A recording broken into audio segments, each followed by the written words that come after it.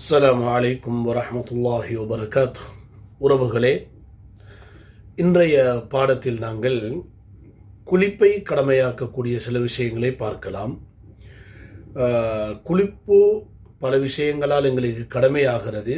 அதில் ஆக முக்கியமானது ஒன்றுதான் விந்து வெளிப்படுதல். விந்து வெளிப்பட்டு விட்டால் குளிப்பு கடமையாகிவிடும்.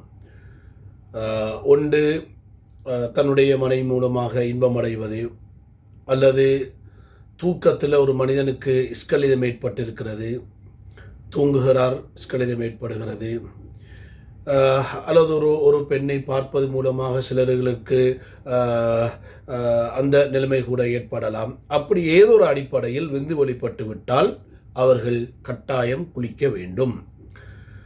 இரண்டாவது, கணவன் மனைவி உடலுறவில் ஈடுபட்டு விட்டால் அவர்கள் அங்கே கட்டாயம் குளிக்க வேண்டும். குளிப்பு கடமையாகிறது. அடுத்ததாக, ஒரு பெண்ணுக்கு ஹைத் நிஃபாஸ் உடைய இரத்தம் வெளிப்பட்டு அது முடிகிற காலத்தில் அவர்கள் கட்டாயம் குளிக்க வேண்டும். முஸ்லிம் அல்லாத ஒரு மனிதர் இஸ்லாத்தை தழுவும் பொழுதோ அவரும் குளித்து கொள்ள வேண்டும்.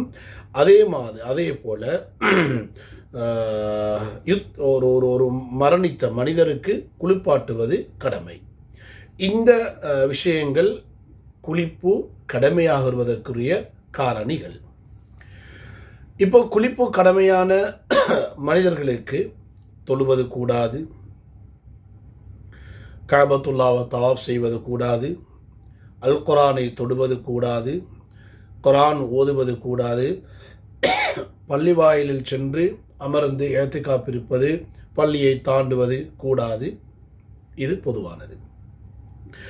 அதே நேரத்தில் பெண்களுக்கான ஹைத் ஏற்பட்ட பெண்கள், நிஃபாஸ் ஏற்பட்ட பெண்களுக்கு தொழுவது கூடாது. அவர்களுக்கு கலா கிடையாது, நோன்பு கிடையாது, கலா இருக்கிறது. கஅபத்துல்லாவை தவாப் செய்யக்கூடாது, பள்ளிவாசலில் தங்கியிருக்கக்கூடாது, குர்ஆனை படிக்கக்கூடாது, குர்ஆன் ஓதக்கூடாது. ஆனால் அந்த நேரத்தில் பெண்கள், சில நேரம் படிக்கக்கூடிய பெண்கள், படித்து கொடுக்கக்கூடிய பெண்களுக்கு உலமாக்கள் அனுமதி கொடுத்திருக்கிறார்கள். அதே நேரம் ஜிமா, கணவன் மனைவி உடலுறவில் ஈடுபடக்கூடாது.